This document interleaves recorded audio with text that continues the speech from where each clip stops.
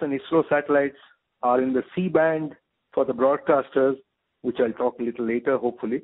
And then is the Ku band. Most of them are in the Ku band. There is very little in the Ka. In fact, India's first Ka band satellite is GSAT-19, which is anyway Ka on the uplink and Ku on the downlink. So it's not truly a Ka band, but we still have to. Sorry, you were asking something? Yeah, sir. I understand the Ku Ka bands and. So if you marry Ka with HTS, you get fantastic capacity at about 1/5 of the Ku price. Number one. So that is one. Second, when you talk about LEO, MEO, these are low Earth and medium Earth, vis-a-vis GEO. GEO is 36,000 kilometers. MEO is about 10,000, 8,000. LEO is about 3,000 to 5,000. So lower the Earth orbit, lower is the distance to traverse for the signal from the ground to the satellite and back. So lower is the latency. So all applications which have low latency, now this is a very important aspect of communications and especially broadband. All applications are not low latency.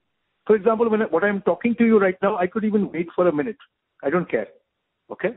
But if I am your heartbeat monitor, I'm monitoring your heartbeat, and if I am missing that signal every minute, if I miss that signal every second, I think there could be a situation where I have not read you and you just disappeared. And then what happens? It's a critical mission. It's a mission critical application. So low latency applications are critical, mission critical applications. Those need low latency, and that's where LEO MEO comes in. Can you elaborate on what are the typical low latency applications you would foresee using satellite technology? Because I'm more interested in comparing this to existing 4G technology and the 5G technology that is going to come up. Would this be able to actually compete with the 4G and 5G that are going to come up? Okay. First of all, satellite, LEO, MEO, their biggest, I think, probably their strength is, their biggest advantage is that they don't take very long to launch, number one. They can be, from the time when you decide to launch, to decide to put up a LEO satellite or a MEO satellite, you don't need elaborate orbital coordination as you require for a GEO, because cross-country orbital coordinations are required for GEO satellites. You don't need to do that for LEO, MEO.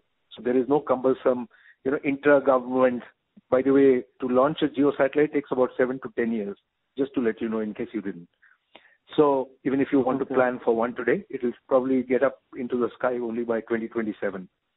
Whereas a LEO, if you plan today, you can probably get it on the sky by 2018, or if not 2019, if not 2018, at least by 2019. So it's that fast, number one. Okay?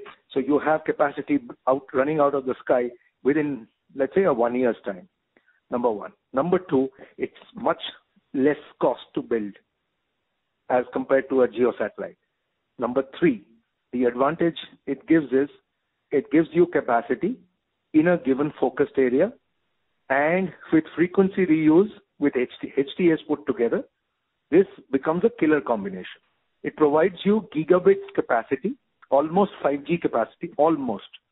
Okay? And if you're using LEO, you can go down to low latencies, which are of the order of, few milliseconds, if not few nanoseconds. I don't think it's nanoseconds, milliseconds. So probably it will be as comparable as 5G. Just to stop you there, but I understand the advantages of LEO, MEO versus HTS, but one of the disadvantages is that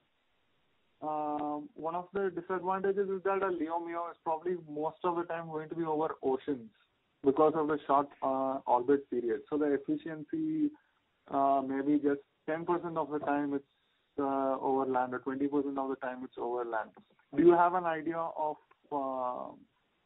so what they do is, let's say for example, so I'll tell you what. Yeah. So it's not a single MEO that is launched. It's a constellation of MEOs that are launched. So what it does is, so it's like, for example, you take an operator, you can go up, look up the website. I'll give you just an example. operator is